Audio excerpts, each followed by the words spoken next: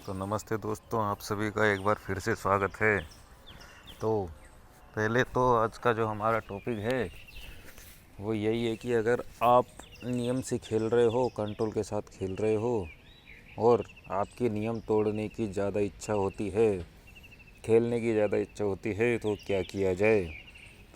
तो दोस्तों, नियम तो आपको तोड़ने नहीं है, कुछ भी हो जाए। बोले जो होगा जो हो जाएगा, मैं मेरे नियम नहीं तोड़ूंगा, ऐसा आपको रोज़ लिखते रहना है और हर बार याद रखना है।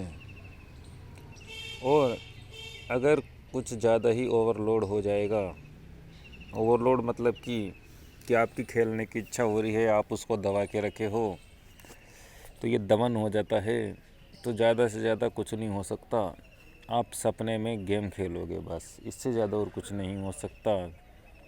तो ये व्यवस्था बैठी हुई है। अगर कोई किसी चीज़ को आप ज़बरदस्ती काबू कर रहे हो और उस चीज़ से परेशान हो, मतलब कि अगर मन परेशान है और आप वो काम करना नहीं चाहते, तो मन एक ही काम करेगा, वो चीज़ आप सपने में करोगे। जैसे कि मान लो आप उपवास कर रहे हो, आप खाना नहीं खा रहे 2 दिन से, तो आप रात में खाना खाओगे सपने के अंदर। अगर आप अपने नियम के पक्के रहे तो वो चीज़ आप सपनों में करोगे। तो इसलिए हमें ज़्यादा टेंशन लेने की ज़रूरत नहीं है, जो होगा सपने में हो जाएगा।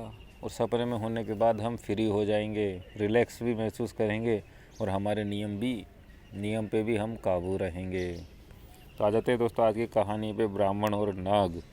एक गरीब ब्राह्मण अपने खेत में बहुत मेहनत करता था। एक दिन वह थककर पेड़ के नीचे आराम कर रहा था, तभी उसे एक बिल के अंदर से एक नाग निकलता दिखाई दिया। ब्राह्मण ने सोचा, मुझे इस नाग की पूजा करनी चाहिए, इसकी कृपा से शायद मेरे खेत में अच्छी फसल हो जाए।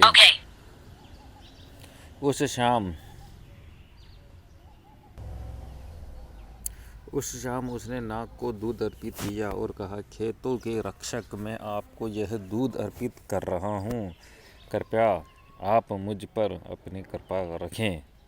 अगली सुबह जब ब्राह्मण आया तो उसने दूध के कटोरे में एक सोने का सिक्का पाया। ब्राह्मण रोज नाग को दूध चढ़ाता और नाग कटोरे में एक सोने का सिक्का छोड़ देता। जल्द ही वह ब्राह्मण अमीर हो गया।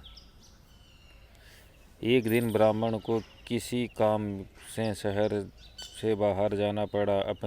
उसने अपने बेटे से नाग को दूध अर्पित करने को कहा। लड़के ने अपने पिता की आज्ञा का पालन किया। अगले दिन जब बेटा बिल के पास गया तो उसे सोने का सिक्का मिला। लड़के ने सोचा, इस भाभी के अंदर जरूर बहुत से सोने के सिक्के होंगे, क्यों न मैं नाग को मारकर सारे सोने के सिक्के ले लूं। उस शाम उसने नाग को लाठी से मारने की कोशिश की। नाग को गुस्सा आ गया और उसने लड़के को डस लिया। नाग के जहर से लड़का मर गया। ब्राह्मण जब वापस आया तो उसे सारी घटना का पता चला। उसने नाग को कोई दोष नहीं दिया। अगली शाम वह बिल के पास गया और नाग को दूध अर्पित किया। घायल नाग ने ब्राह्मण से क्रोधित होते हुए बोला, तुम अपने बेटे की मौत के बारे में इतनी जल्दी भूल गए और सोने के सिक्के के लालच में फिर यहाँ आ गए। मैं अब तुम्हारा दोस्त नहीं रह सकता। तुम हर रोज़ यहाँ श्रद्धा से नहीं बल्कि लालच की वजह से आते थे। नाग ने ब्राह्मण को एक हीरा दिया और दोबारा वहाँ आने से मना कर दिया। तो दोस्तों, नैतिक शिक्षा मिलती है, मन के गहरे घाव कभी नहीं भरते। तो बहुत अच्छी कहानी है दोस्तों। स्टार्टिंग में तो ये जो ब्राह्मण था, इसने बिल्कुल भी लालच नहीं किया, इसने बिल्कुल भी नहीं सोचा कि जैसा कि मुर्गी और वाली कहानी थी कल, कि इसकी सारे पेट में से मैं सारे अंडे निकाल लेता हूँ सोने के। ऐसा इसने नहीं किया कि इस बिल के अंदर बहुत ज़रूर खजाना होगा, तभी ये नाग सिक्के लाता है। इसने नहीं सोचा, इसने सब्र रखा। इसने सोचा कि एक एक सिक्का भी बहुत है मेरे लिए। और हमेशा हमें यही देखना चाहिए कि हमारे लिए कितना बहुत है, उतना का ही हमें टारगेट बना के रखना है। और मन के लिए तो कितना ही हो, उसके लिए सब व्यर्थ है। उसे कितना ही मिल जाए, मन कभी संतुष्ट नहीं रह सकता। मन कभी संतुष्ट नहीं रह सकता, ये बात हमें समझ लेनी है दोस्तों। आपको शरीर की ज़रूरतों को पूरा करने के लिए कितना पैसा चाहिए, उतना ही आप गैम्बलिंग से कमाने की कोशिश करो।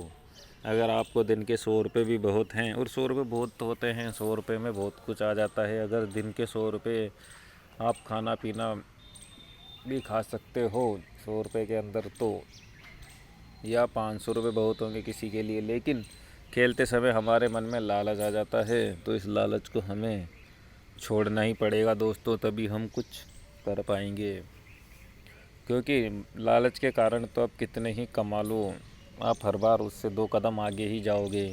अगर आप 5 से 10 हज़ार कर लोगे, तो 10 से 20 करने की सोचोगे, 20 से 40 करने की सोचोगे, 40 से 50 करने की, और 50 से 1 लाख करने की सोचोगे। तो किस्मत आपका कब तक साथ देगी, दिमाग आपका कब तक साथ देगा, आप वापस जीरो पे आ जाओगे।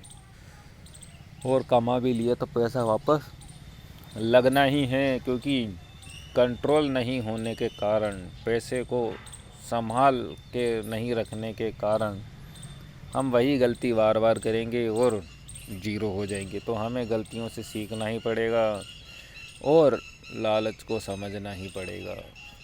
दोस्तों आ जाते हैं अगले टॉपिक के ऊपर।